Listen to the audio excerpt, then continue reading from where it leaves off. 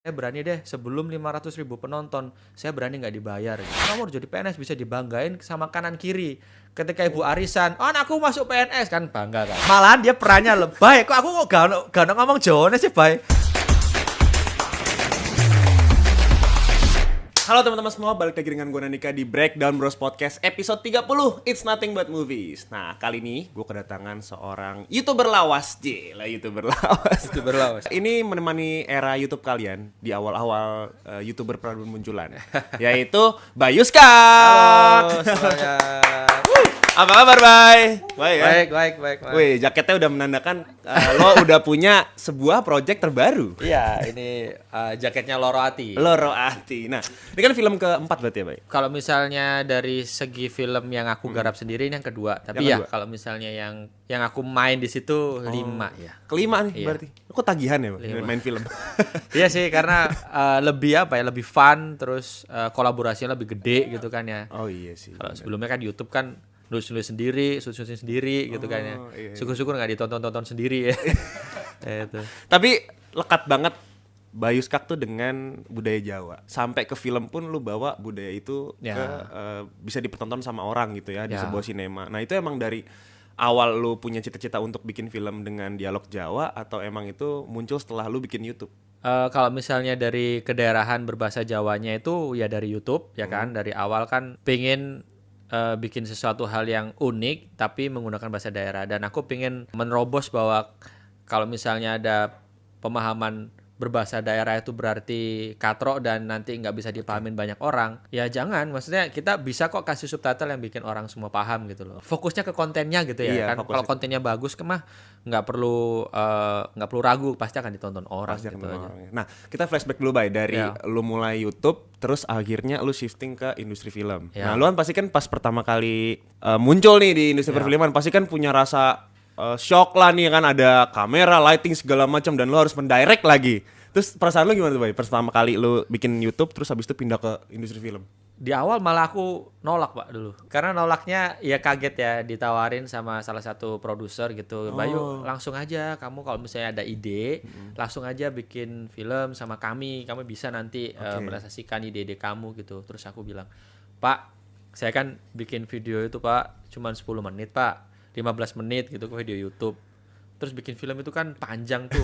Ntar dulu deh, Pak," gitu ya kan. Setelah penolakan itu, selang 1 tahun kemudian, ternyata teman-teman aku yang YouTuber lain juga bikin film kan. Dari situ aku mikir kayak, lah kalau yang lainnya juga bikin film, kenapa nggak aku berani aja gitu, nyoba gitu. Toh juga malahan aku punya background yang mumpuni. Maksudnya penulisan naskah itu udah aku pelajari waktu aku SMK dulu animasi. Oh, animasi. Oke. Animasi itu kan ya diajarin juga sinematografi, videografi ya kan, bikin animasi itu. Terus ada penulisan naskah. Terus ketika lulus sekolah, lanjut ke kuliah juga di Universitas Negeri Malang itu animasi pula. Tapi disertakan ada game dan animasinya gitu lah. Maksudnya kan masih dapat pula itu kayak sinematografi dan segala macam gitu kan, penulisan naskah. Nah, ini memberanikan diri untuk mencoba untuk memulai nulis sebuah skenario film yang akhirnya jadi yang sebelumnya Loro Ati ini, yang Oke. Yowis Band gitu Oke. kan ya. Terus ya itu akhirnya ternyata berbuah sesuatu gitu loh ya. Oke. Lanjut sampai sekarang deh. Tapi jadi sutradara, penulis sama aktor kan nggak mudah kan, Mas Bayu? Iya juga sih. Ini Mas. Itu apa, tantangannya apa ya? kayak maruk gitu ya. Iya sih Mas. Kasarnya gitu. Ya kan sebelumnya aku lihat kayak teman-teman yang lain kayak si Radit Radit. juga seperti itu kan. Terus aku juga ngobrol sama si Alit Susanto Alit, ya kan. Mas Dia, Alit. dia kan juga penulis kan. Jadi tukar pikiran gimana sih nulis yang benar gitu loh. Akhirnya ya memberikan diri nulis. Terus udah gitu ngedirect nih ya. Dari YouTube nih yang selama kemarin-kemarin itu cuman bikin video yang singkat-singkat gitu loh. Iya. Terus harus ngedirect yang bener-bener ketika di lapangan tuh kru kan banyak tuh. Iya bener. Bisa sampai 100, 120, 150 gitu ya. Untuk mengepala itu semua kan tanggung jawabnya besar banget. Saya lebih baik belajar dulu, Pak, gitu. Saya mungkin bisa dipandu, ada orang yang di samping saya. Jadi saya bisa belajar dulu dari orang ini gitu. Aku bilang gitu ke produsernya. Terus ya udah akhirnya singkat cerita sama Mas Nugros, Fajar Nugros. Oh, Fajar, Nah ya. dari situ aku belajar banyak hal banget karena kan Mas Fajar juga track recordnya filmnya kan juga udah banyak, jadi banyak belajar lah. Oh jadi seperti ini ya. Ternyata memang benar apa yang kita pelajari di bangku sekolah beda banget sama yang di lapangan. Jadi kita juga sama-sama belajar gitu, dan aku dari situ juga tergembleng bahwa sampai kapanpun kita juga harus mau untuk terus belajar dimanapun posisi kita loh ya Iya, gitu. iya, iya. Nah, ketika udah menyelesaikan 5 project ya, 4 film dan 1 series yang judul kemarin yang di Loro Ati sekarang ini aku memberanikan diri untuk menjadi sutradara tunggal gitu. Oh, tunggal nih yang sekarang. Yang nih? sekarang tunggal. Jadi Oke. ya udah merasa cukup lah. Penasarannya gue tuh kan lu juga sebagai saudara nih, terus lu ngedirect, terus lu pemainnya, terus action, terus lu lari gitu. Oh, enggak. Kalau aku lagi main, kalau yang sekarang ya, Iya. sutradara tunggal kan masih ada Astrada kan, aku ada sampai 3 kan. Tinggal bagi tugas saja. Terus kalau misalnya di Loro Ati ini kan ada si siapa namanya Dono Pradana. Dono Pradana. Dono Pradana itu sebagai konsultan komedi. Oke. Kadang aku suruh untuk dampingin juga, sama-sama lah kita garap bareng-bareng. Oke. Jadi ketika scene-nya ada aku, Dono, aku suruh untuk ngecek di proyektor. Nah dia yang nanti nambah-nambahin gitu. Dia kan lebih kayak, oh ini kurangnya gini Pak. Coba kamu lihat dulu deh. Kalau menurut aku gini. Jadi ada teman, ada rekan untuk nimbang-nimbang gitu loh. Oh dia kurangnya gini gitu. Tadi lu bahas tentang Lara Ati, Loro Ati ya, bacanya Loro Loro Ati. Ati. Itu sakit hati kan? Sakit hati. Sakit hati. Nah, si project ini kan baru banget tayang dan dia punya seriesnya ya? Iya, seriesnya Seriesnya juga itu- lagi tayang di TV sekarang. Iya, dan diperankan sama artis-artis. Pemerannya yang Iya, sekarang ini juga. artis-artis cantik ya. Iya, itu sih ada si Sahila. Ada Sahila, ada Keisha Elefronka juga. Kesha Lefronka, ada Tatiana Safira. Tatiana Safira ini di film. Iya. Jadi aku jelaskan dikit ya, kan kita menamakan serial ini itu konsepnya itu lokadrama. Oke. Lokadrama itu adalah drama lokal. Di mana Oh. drama lokal ini kita bikin gagasan baru yang memang sangatlah baru, dan ini di awal juga kontroversi banget ketika pertelevisian kita sudah punya pattern, udah punya track record, udah kayak kemarin cara-caranya, terus tiba-tiba kita dengan ini aja Pak, gitu. Itu kan bener-bener ini arus nih kenceng banget nih ya. Kita iya. bener-bener ngelawan arus itu kayak Oh gitu. berupaya untuk menjadi yang beda dengan kita menggunakan bahasa daerah. Ya. Ada bahasa Jawa, Sunda, sama Madura yang ada di Lokadrama Loro Ati ini dan tayang TV nasional kan. Aku ketika dibilangin ini itu, aku lebih baik enggak gitu loh. Kalau misalnya mereka udah punya pattern ya selama ini, episode-episode awal itu harus dibikin yang megah, bay. Harus dibikin yang ada kontroversinya, misalnya bikin salah satu karakternya mati kecelakaan atau apa gitu. Oh. Aku, Pak jangan Pak, saya punya cara saya sendiri gitu. Aduh, jangan deh, Pak. Ikutin saya deh Pak gitu. Saya janji deh ini juga bakal keren gitu. Itu sebenarnya aku dejavu sih untuk melakukan ini semua, karena sebelumnya kan di Yowis Band aku juga gitu. Waktu itu kan di perfilman kan juga pertama kali kan, maksudnya yang total menggunakan bahasa daerah, dan tayang itu cakupannya nasional. Aku meyakinkan ke produsernya, kan aku nggak punya track record nih. Kalau yang udah punya track record kan enak, jadi produser kan bisa nimbang tuh, oh ya dia udah terbukti kok track recordnya. Nah aku siapa?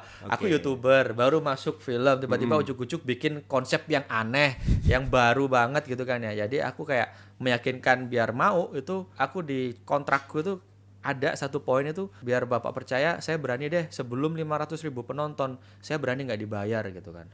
Itu menjual diriku sendiri gitu kayak. Wah. Sadis. Ya kayaknya nggak ada cara lain Pak untuk orang ini bisa percaya Oke. gitu loh kan. Kalau nggak gitu ya filmnya akan disuruh bahasa Indonesia aja deh dan mendok-mendokin aja.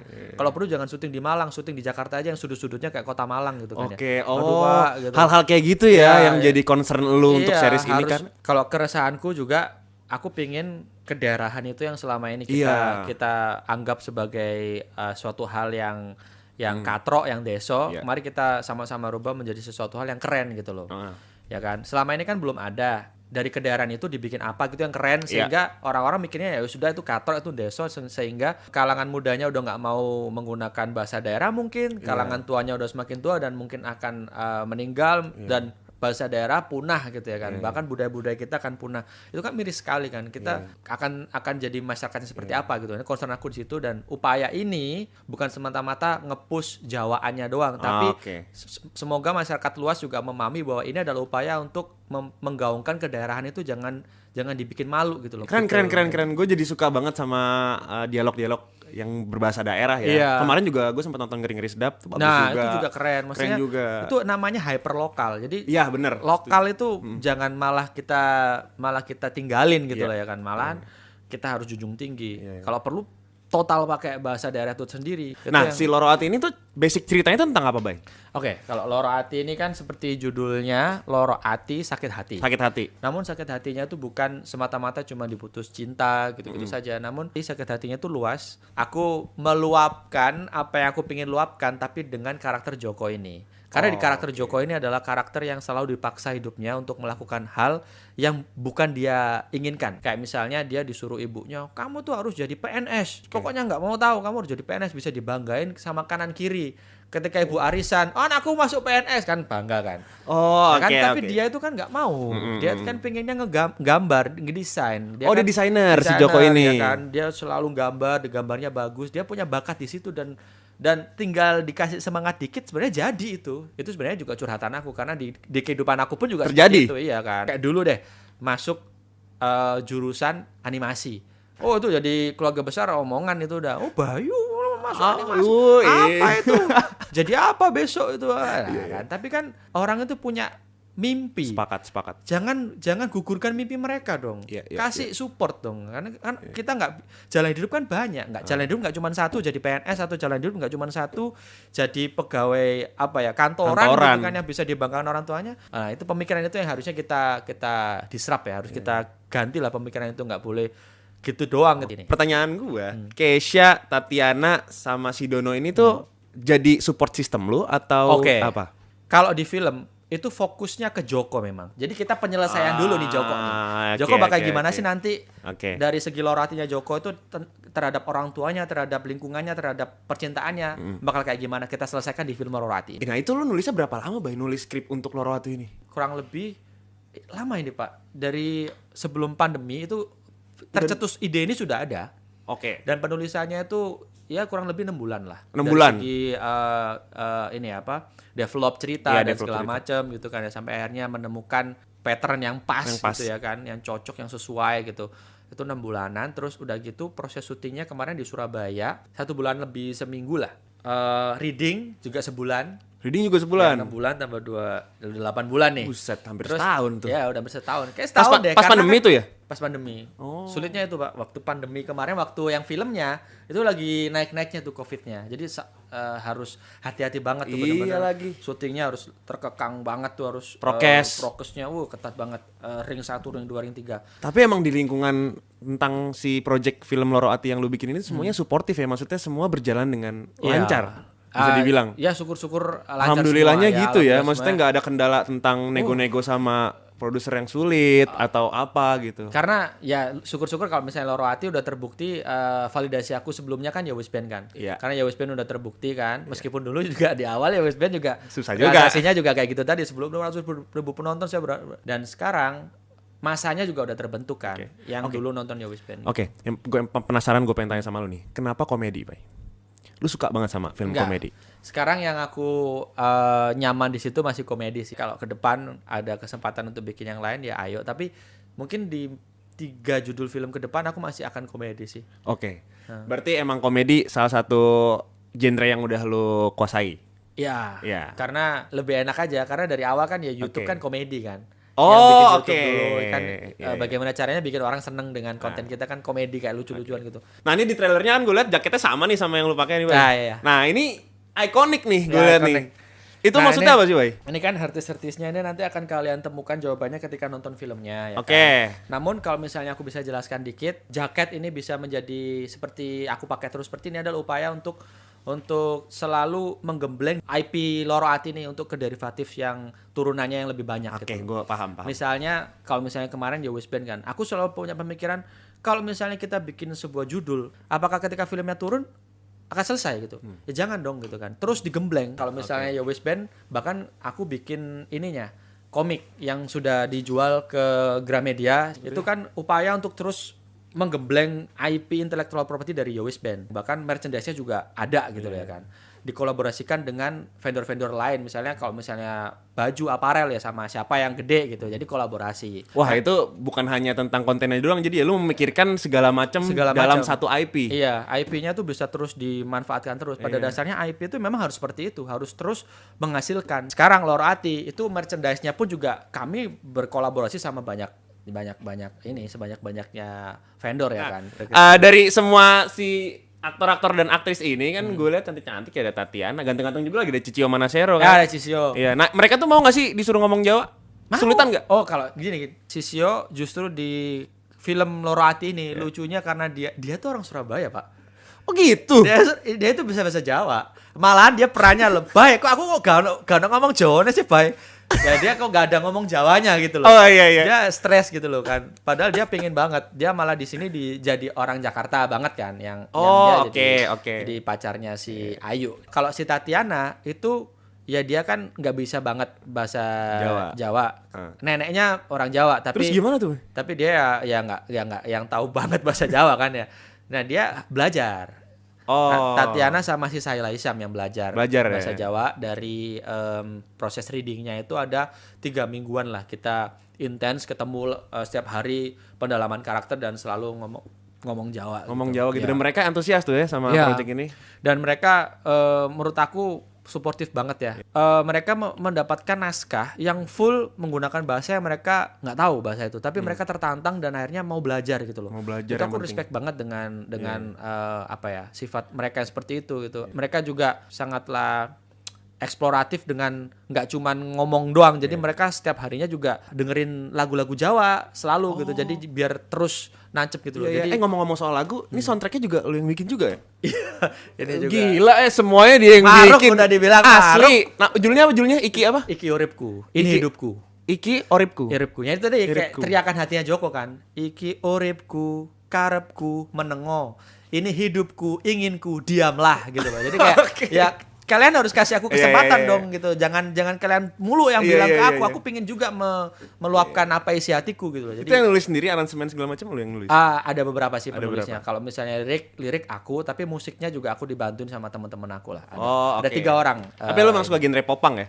Iya, suka banget Blink kan? Iya, suka banget Pak. Jadi Yowes Band kan udah tuh. Udah sekarang kan nggak boleh kan kalau misalnya di memperin sama kayak popang kan nanti orang mikirnya kan ini Yowes Band. Makanya ini aku belokin agak ke Japanese rock gitu. J-rock. Iya, Japanese rock gitu. Jadi kayak nanti kalau misalnya dengerin kan kayak ada nuansa Japanese-nya gitu. Iya. Itu biar beda aja gitu lah. Lu bisa nulis lagu, bisa direct, bisa jadi aktor juga. Kayaknya udah semua dibabat sama lu, Bay. Udah lah gila. Di lokasi yang paling jahil siapa, Bay? Biasanya, Bay? Aku kalau di lokasi tuh ya jadi mood booster aku hubungannya si Dono sama Keisha. Mereka kalau di film, kalau di lokasi dramanya kan emang tengkar terus kayak Tom Jerry gitu kan ya. Tapi di lokasi emang kayak gitu. Udah pukul-pukulannya udah nggak terima pukulan gitu. Kalau si Keisha mukul Dono tuh udah kayak beneran puk gitu. Diam-diam tuh udah Dono tidur pun kayak puk. Wah, apa sih? Wah, ternyata berantem gitu. Ayo kelut ayo rekam. Emang mereka pada jahil-jahil ya di lokasi? Jahil di lokasi. Keisha tuh si cantik itu unik juga ya. Jahil juga dia. Anaknya asik banget. Bersyukur banget aku mendapatkan cast yang seperti ini gitu loh. Karena situasi di lapangan itu sangatlah menunjang karya nanti akan kayak gimana gitu. Kalau hype-nya itu enak gitu. Enak jadi berkaryanya setiap hari itu enak gitu loh. Tiap hari syuting enjoy jadinya. Kan ada juga kan set di mana semuanya itu individual, nggak mau ketemu. Bahkan semuanya ketika cut HP-an. Iya. Mereka punya ranah sendiri HP-an. Iya, gua HP-an dong. Orang gua ada 11 juta kok followersnya. Ya, bisa ya kan. Gua ada 10 juta kok follower gua. Jadi mereka punya ruangannya sendiri-sendiri gitu kayak nggak enak banget. Aku pernah ada di produksi kayak gitu kayak, apa ini gitu kan, nggak ada kebersamaannya. Tapi yang terjadi di Lorati kemarin, kami kalau nggak ketemu tuh kayak nggak enak gitu loh. Jadi kayak kami kalau ada jeda syuting selalu ngumpul di kamarnya siapa gitu, have fun bareng, nonton film bareng, kita main Uno bareng gitu kan. Wih, seru. Jadi ketika selesai syuting kita semua pada sedih gitu kayak, aduh kok udah kelar ya gitu loh. Selama 1,5 bulan ya? Iya, 1,5 bulan barengan terus gitu kan ya. Bakal hotelnya kan waktu itu kan syuting kan karantina banget kan.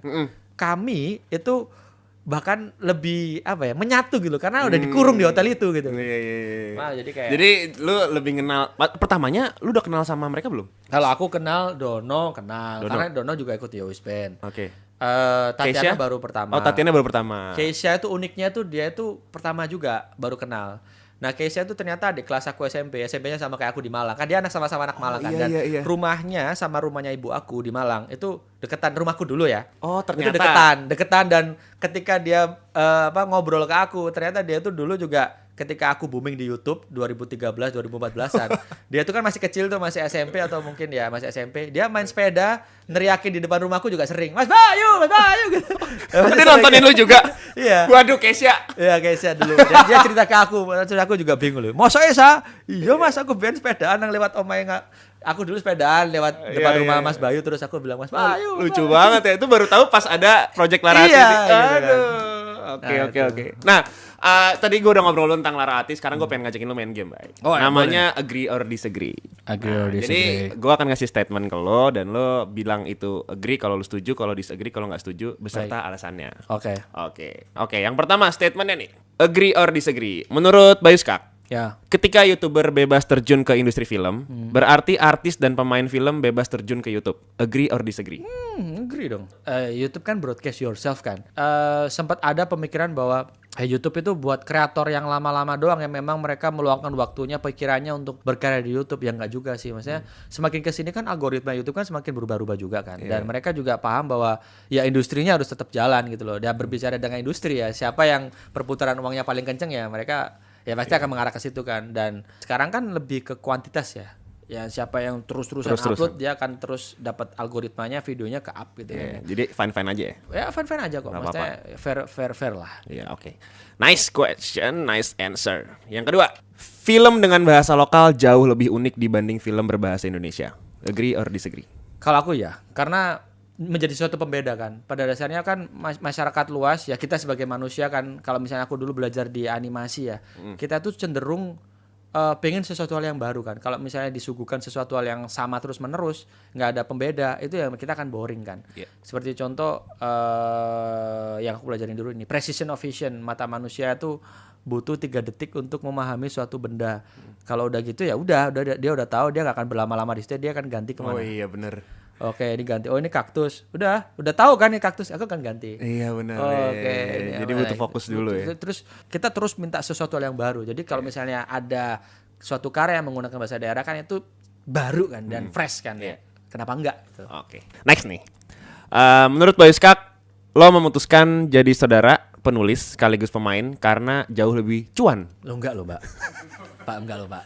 Jadi kalau misalnya nih ya fair-fairan nih kita ngobrol nih ya, YouTube itu kenceng loh Pak duitnya, Pak. Iya Pak, gue tahu Ya, Pak. Kan? Maksudnya ya enggak yang semuanya tuh terpaut ekonomi ya, maksudnya finansial ya. Kalau aku sekarang kalau dibandingin dengan YouTube misalnya dapat brand 5 video udah berapa tuh? Udah gede kan. Mobil. Ya, jangan lupa pajaknya ya. Iya. Halo pajak. Orang pajak nih udah aman. Oke, nah itu kalau YouTube. Tapi kalau misalnya film sih ya gede, tapi semuanya kan punya keunggulannya masing-masing kan. Ketika kita bikin film kan itu proses realisasinya kan sulit. Dan orang akan lebih mengapresiasi sesuatu hal yang direalisasikannya itu sulit, nggak instan gitu. Iya. Jadi jangka panjangnya, efek jangka panjangnya itu juga keren gitu loh untuk film ya kan. Tapi lebih ke visi lu emang mau ke sana. Kepuasan dalam berkarya sih. Kepuasan dalam berkarya. Next, yang keempat, menurut lo film komedi Indonesia selalu butuh stand up comedian? Enggak. Ya disagree karena ya sekarang kebetulan saja bahwa orang-orang yang lucu ya dari stand up comedy, tapi dulu kan pada masanya ya Ludruk, lagi pada masanya kan ya Ketoprak, Warkop ya mereka ya. Mereka. Kan sekarang lagi stand up comedy. Ya nggak harus sih. Nggak harus ya. Nggak harus. Next. Yang kelima, film komedi Indonesia lebih lucu dibanding film komedi Hollywood.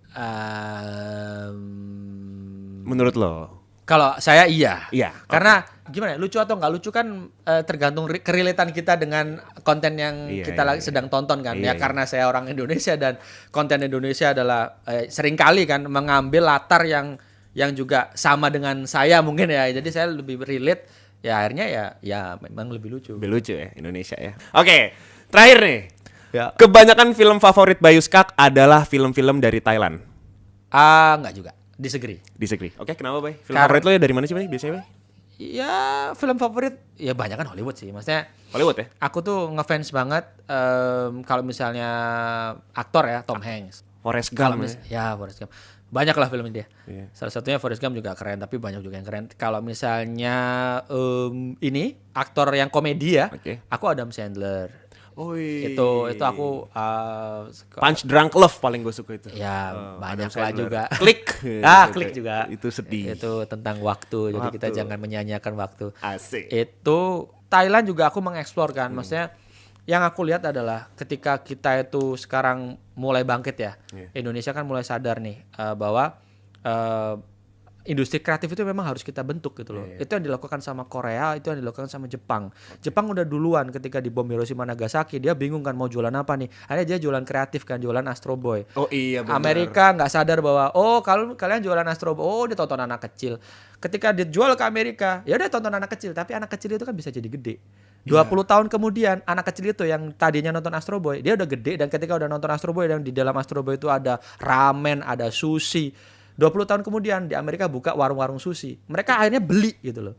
Nah, itu kan proses untuk menggaungkan negaranya, menarik industri-industri lain yang Ya, ada benar, di benar. negara itu agar dijual ke negara lain sebanyak-banyak negara adalah dengan proses kreatif duluan. Itu yang dilakukan Jepang dan Jepang sekarang udah menggaung. Iya. Keuntungan dari Doraemon, keuntungan Iya, dari iya. Pokemon itu jauh dari keuntungannya Freeport loh, hampir sama mungkin. Iya sih, iya benar. Freeport kan jualan emas tuh ya, Iya, iya. ada tangible ya kan. Ini Iya, iya. intangible, ini Iya, nggak ada barangnya nih. Pokemon tuh ya intellectual property kan, properti yang nggak, yang intelektual ya nggak, Iya, yang nggak ada. Tapi value-nya, uangnya yang didasarkan dari itu ya segitu gitu. Maksudnya ini harus kita sadari. Dan Thailand itu mau nyelip Indonesia, bahkan udah nyelip lah, maksudnya udah get lah, mereka udah pinter lah Untuk gitu. segi konten. Iya, di segi konten. Korea apalagi. Korea kan udah sadar dari Jepang kayak gitu kan. Korea udah sadar, dulu kan mereka perang mulu tuh sama Korea Utara tuh, Korea Selatan. Sadar bahwa kalau misalnya kita terus kayak gini nggak berkembang kita. Ya udah deh, kita harus kayak Jepang tuh, kita jualan kreatif aja. Jualan kreatif meskipun dulu kan mereka masih kalah Ya, sama FC tuh. iya, Mereka kan iya. masih kalah sama Taiwan, FC. Taiwan. Iya, FC kan Taiwan kan masih Iya, kalah dulu masih mereka, tapi kalah. mereka terus mengeksplor. Akhirnya mereka udah punya pattern yang oke, ya mereka jualan drama Korea ya dengan patternnya mereka. Iya. Dan gong dan bagus dan Formulanya mereka works. coba lihat apa yang dibawa sama drama Korea. Produk mereka yang lain, Iya. HP-nya harus selalu itu. Iya. Ya kan? Iya, Karena iya. itu adalah produk mereka. Minumannya harus soju. Terus makanannya harus kimchi. Dan Iya. sekarang nggak perlu kayak Jepang yang harus menunggu 20 tahun. Kurang dari 10 tahun di Indonesia juga banyak sekarang berbuka restoran Korea dan kita makan karena kita bener nonton lagi. Korea gitu loh. Iya benar. Nah, Iya. Upaya aku adalah upaya yang pingin kendaraan itu jangan punah, dan karena kalau dari kendaraan itu kita juga bisa gaungkan seperti yang Korea lakukan, seperti yang Jepang lakukan, karena pada dasarnya Jepang itu juga jualan kendaraan mereka. Ya Iya kimono. Iya. Tatami. Ya katana itu kan kendaraan Iya. mereka kan. Tapi kita justru kayak nggak ada yang pakai kebaya, malu. Kita ke Jepang foto di Gunung Fuji pakai kimono dengan bangga. Iya sih. Karena ya mereka udah menggaungkan itu. Iya, Mereka udah bikin keren dari itu. Karena kalau kita mau bikin keren dari budaya kita, ya kita nggak ada celah untuk malu-maluin budaya kita sendiri. Kreatif itu adalah sarana yang bisa menjadi lokomotif, yang bisa menarik gerbong-gerbong yang lain. Gerbong yang lain apa? Industri yang lain. Nah, kalau misalnya kita kekeh dengan yang kita lakukan sekarang, yang aku mencoba untuk lakukan ini kayak gini nih, dengan terus mengeksplor kendaraan kita, nggak malu makan di angkringan gitu kan ya. Jangan kaget kalau misalnya 15 tahun kemudian kita konsisten seperti ini di New York, stand-stand hotdognya beberapa berubah jadi angkringan, bisa aja. Iya bisa aja. Ya kan? Iya karena media tadi iya, yang karena- udah ada gerbong-gerbong yang masuk. Iya benar. gerbongnya kita tinggal tarik aja gitu. Iya nice. Nah nice, itu nice, kan, nice. itu menjawab dari Thailand tadi kan, Iya, karena iya. Thailand itu kita harus waspada. Thailand udah mulai loh. Kita sekarang minumnya Thai tea. Iya. Kita inget Thailand, inget Thai tea, inget mango iya. sticky rice. Lah Iya. kita yang dari Indonesia apa dong? Kita harus gaungkan gitu loh. Terakhir nih Bay, kenapa orang Indonesia harus nonton Loro Ati? Orang seluruh Indonesia ya, dari Sabang sampai Merauke, mohon teman-teman pahami bahwa ini bukan hanya kita pingin menggaungkan Jawanya saja, namun pahami bahwa ini adalah upaya untuk menggaungkan kedaerahan itu jangan sampai dibikin yang malu-malu gitu ya. Justru dari kedaerahan itu menjadi sesuatu yang hal yang keren.